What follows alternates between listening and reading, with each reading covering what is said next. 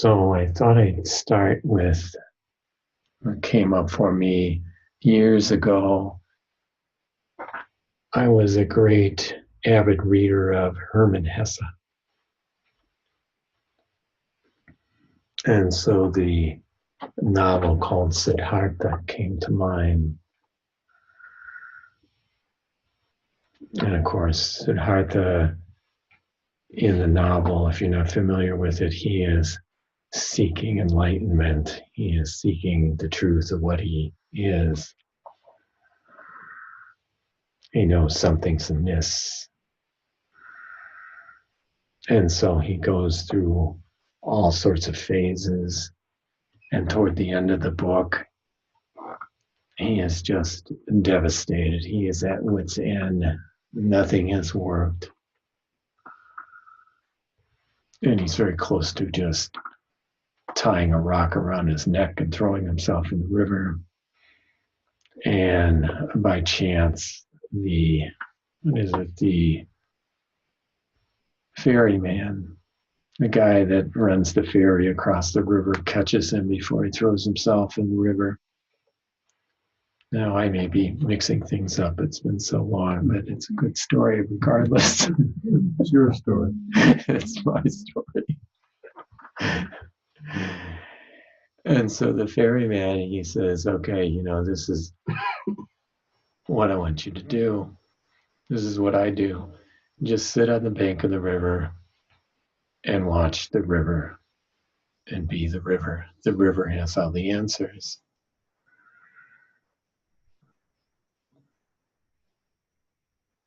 And so in the sitting here, what are you asked to do?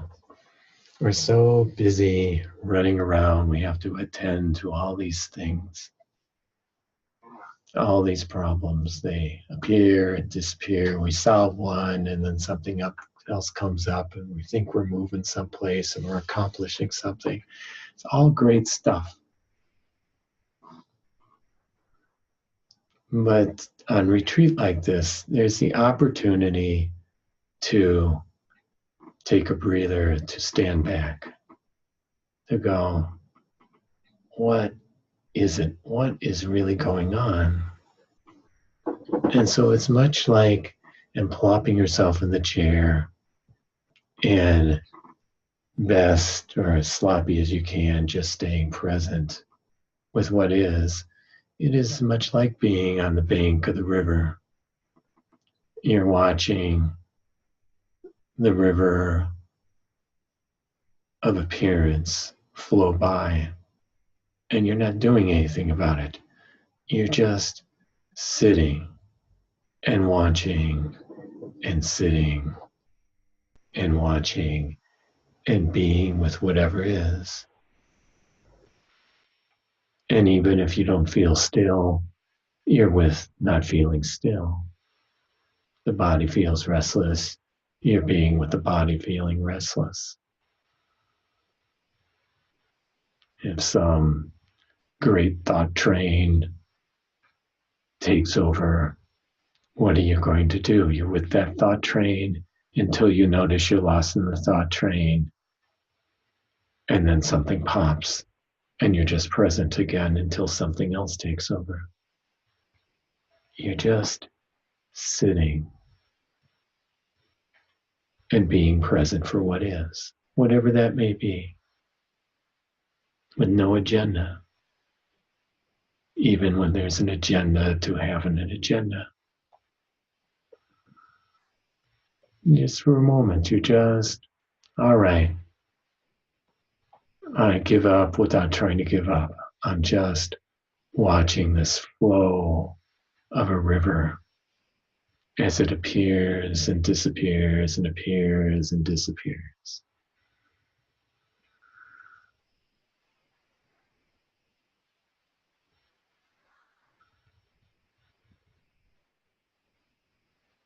And you're just sitting, and you start to see in just watching the flow of the river that what you think you are, what is doing the watching, what is doing the feeling, what is doing the hearing and the thinking, whatever that is, it's not going anywhere. Clearly, in the sitting during the meditation, it's clear as day. You're not going anywhere, are you? What is watching hasn't moved one bit. And then when you get up on break, what looks like you're moving up the stairs and going on break or going outside, that which is watching has not moved one bit. I know it's a radical idea.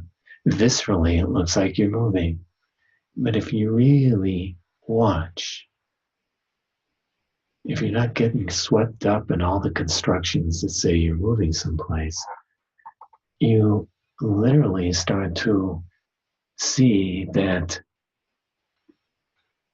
even when I get up out of the chair, what is watching is not moving. It is still on the bank of the river, watching the river as it moves and makes it look like I am moving. But that which is watching is the same watching while you're sitting in the chair. It doesn't go anywhere.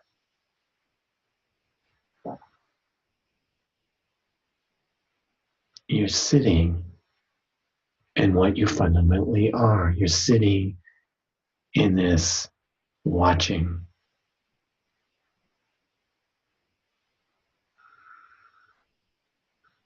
No matter what your mind says, when it says something, when it thinks something, when it constructs something, and there's this watching, there's this noticing. That's not moving. Just see that which is watching, does it move? Or is it always present, whether it looks like you're moving or whether you're not moving? You just let yourself fall into that.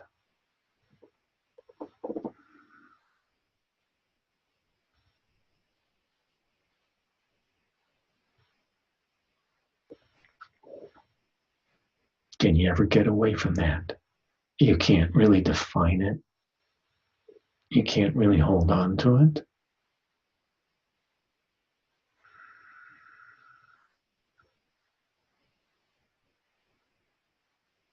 But when you fall into it, it knows you.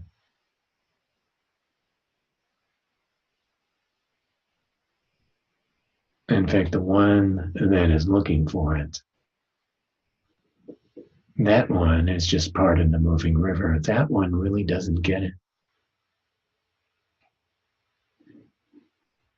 You're way, way past that one, really.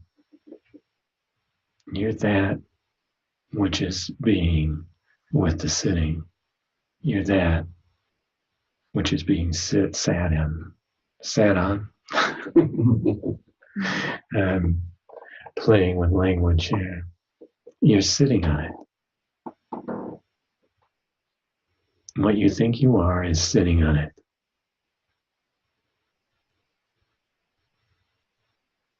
Just to see right now with what you call your body, your raw body sensation. Can you move away from that? Can you get out of that? You can think your way out of that. But the minute you stop thinking, there it is.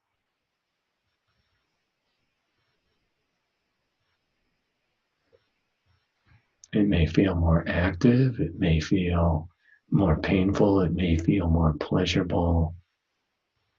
But the raw sense beneath the pleasure or the pain, or the active or the inactive, or the relaxed and the tense, you can't get away from it. It is like a gateway to what is watching. And in fact, really, at some point you go in on that raw sense of here. You cannot tell difference between the space of awareness that is watching and that substantial present feeling. It just is.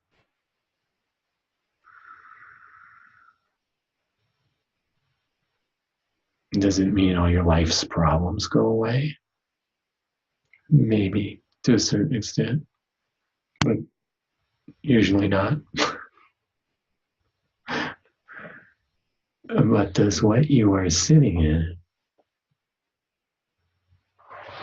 does it have issue with whatever is appearing in its river? It just sits with it. It just meets.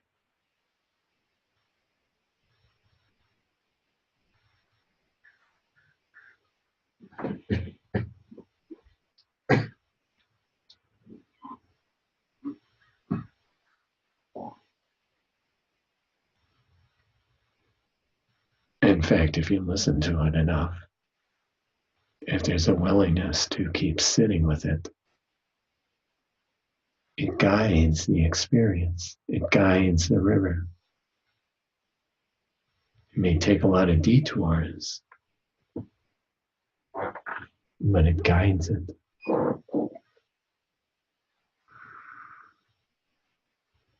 It's a source of all inspiration, really. It's a source of everything, really. Even this mixed up, diluted mind has no issue with it. It's just there with it. There's nothing really to resolve other than to sit in that which you are, that which you always are. Even when it doesn't look very pretty on the surface. To see, is that what you're sitting in? Does it turn its back on whatever appears in it? It's just here.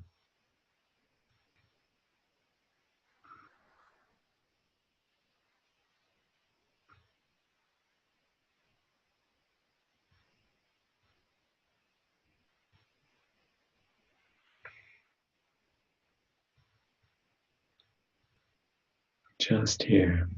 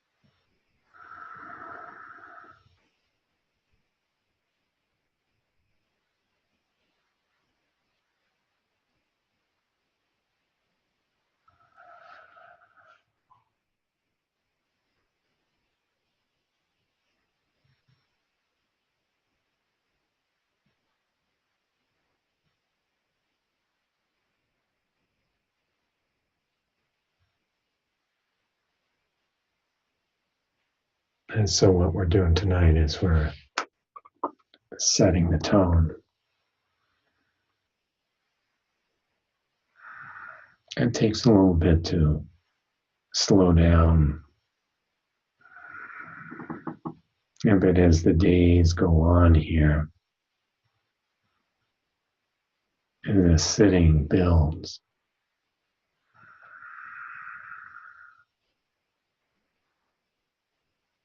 it always has a surprise.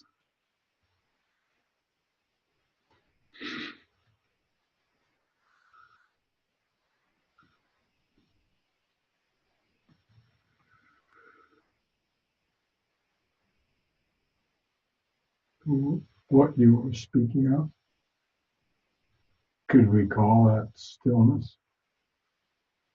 Sitting still? So when you're sitting with what I'm speaking, does it feel still to you? Mm-hmm. Because it's not moving. Mm-hmm.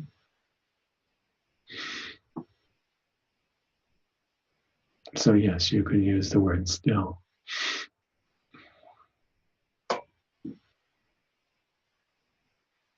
And the walls, are they still?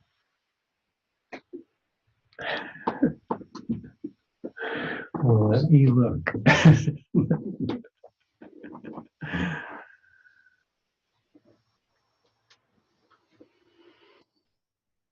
You know, if you look at the wall and you don't try to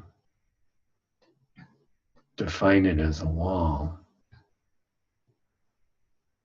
it's just flashing light. And just look at the wall for a bit. Does your image of it, does your experience of it when you're not trying to hold it still and say that's a wall, every time you look, it's always a different view, a moment by moment. It's like it's flashing on and off. You see that? Well, it doesn't, yeah, doesn't stay. It doesn't stay. Now, what is seeing it?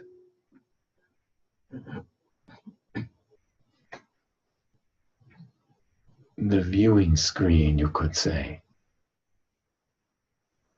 Does that go anywhere? Can you have the flashing wall without the viewing screen? No. Okay, so then you take your eyes off the wall and look at something else. Does the viewing screen change? But your, Content. what's that again? The content. The content changed. So the wall's not really still if we're using the word still in the way we were using it. But that which is always here is still. Yeah. There's one thing that never changes. And the incredible thing is the one thing that never changes is totally immersed in the flow of the river. And yet at the same time, it's complete within itself. It's in the river, but it's not of it.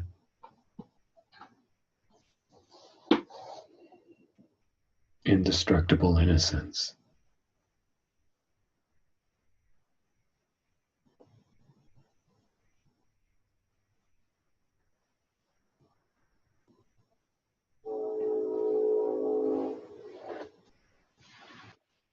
Just to look at your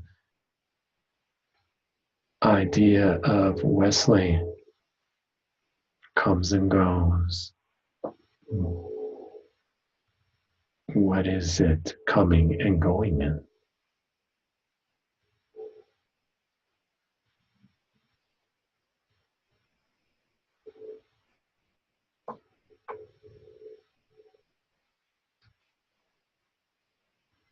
Stillness. Yeah.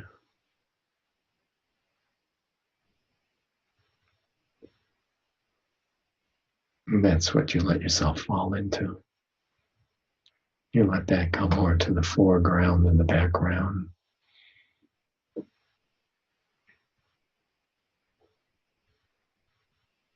It's looking for you. You're just setting the table for it, and after that,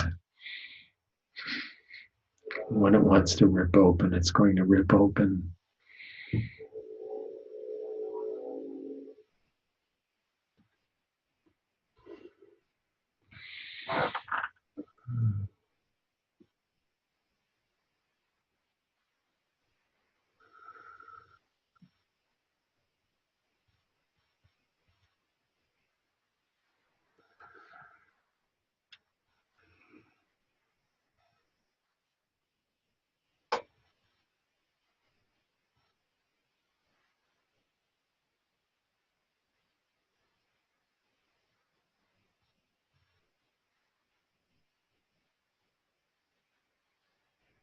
So since Wesley opened the floor up, I will take questions from your chair.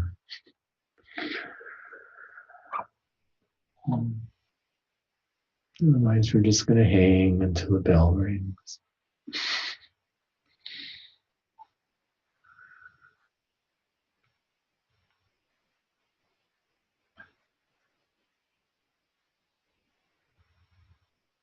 Can you say more about your last statement about ripping open? Like, who rips what open? What rips who open? How's that work? How does it work? I started out.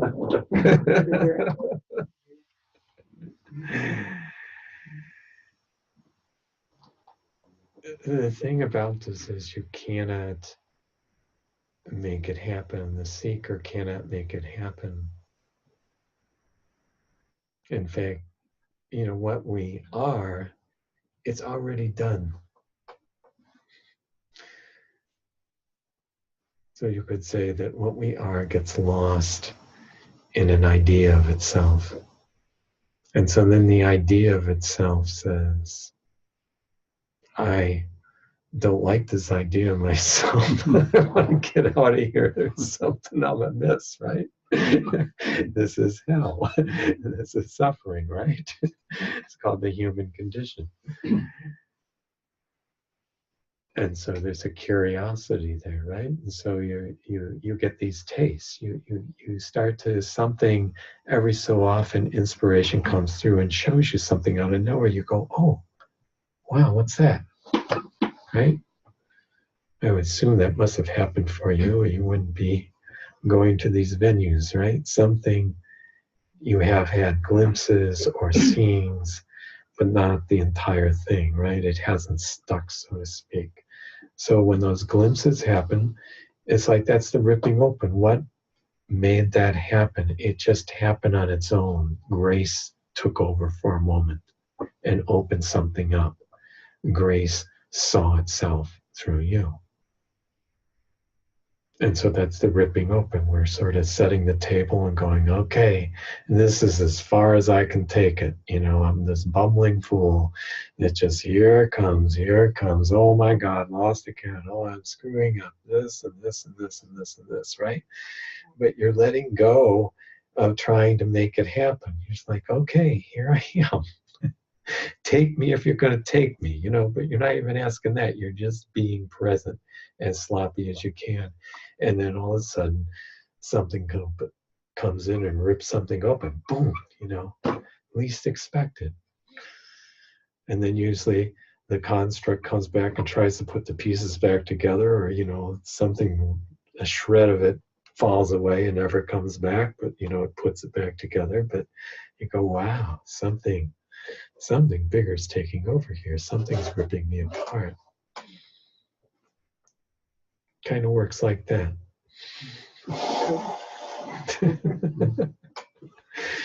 But if we try to expect, or if we're resisting or grabbing, which happens, you go, oh, there's grabbing, there's resistance. I guess that's okay too, right? It's a radical accepting of whatever is. And I think, us in the West, we have this, we're so hard on ourselves. We take this, we got to do it right. We got to do it. What's wrong with me? What's wrong with me? I screwed up. Those pieces are crying just to be left and met the way they are.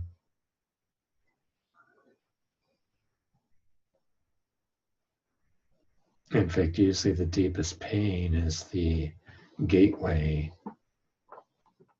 for letting you get ripped open. At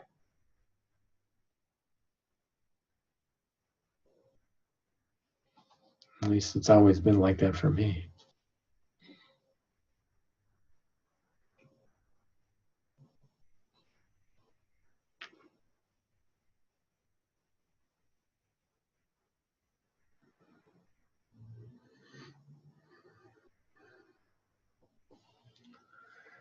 Yes. Can you think of any other words besides being ripped open? I can understand that one. Love. You know, when you fall in love, you know, human love, you know, the first time you fall in love as a youngster, you know, if that ever happened for you, I know your story is a little different. You know, it's like there's this ecstasy there, but you feel open, don't you? You feel like life is open. It's that kind of ripping.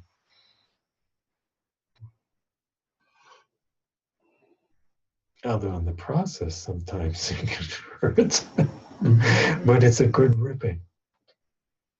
It's like you feel like you just collapse to your knees. You go, oh my gosh, I was looking at myself all along.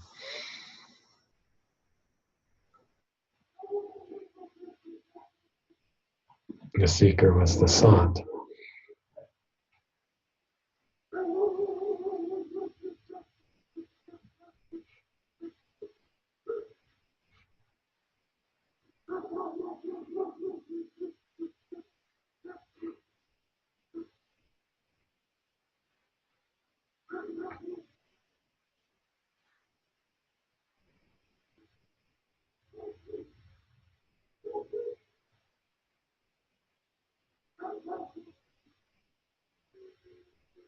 You can listen to the dog out there, and you don't define him.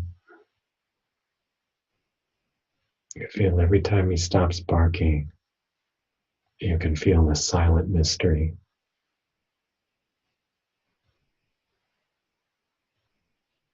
In fact, even when he barks, you can feel the silent mystery. The bark is inside you. Where else could it be?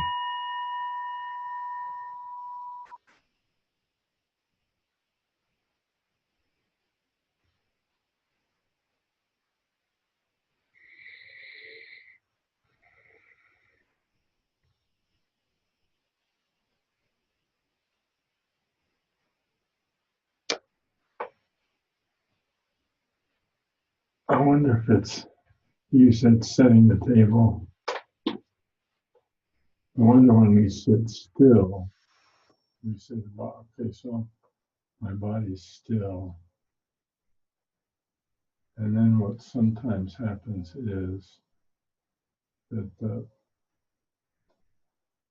idea of the body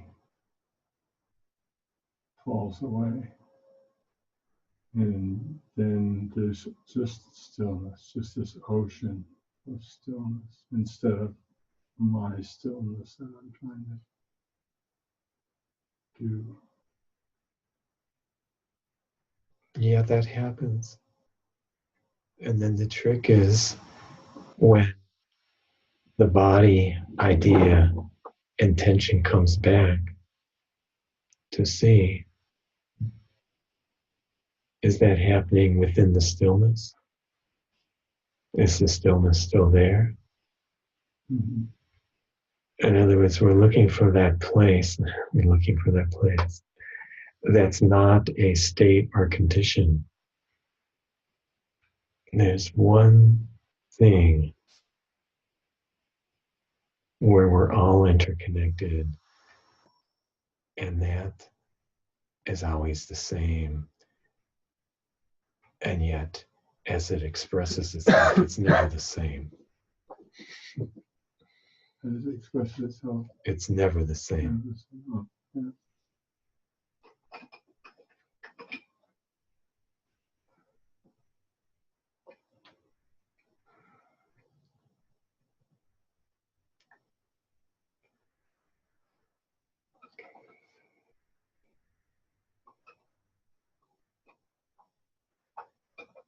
Okay, so you're welcome to sit more or make an exit, unless there's somebody else that has something they want to say. My sense was no. So, thank you. Oh, Shanti. Amen.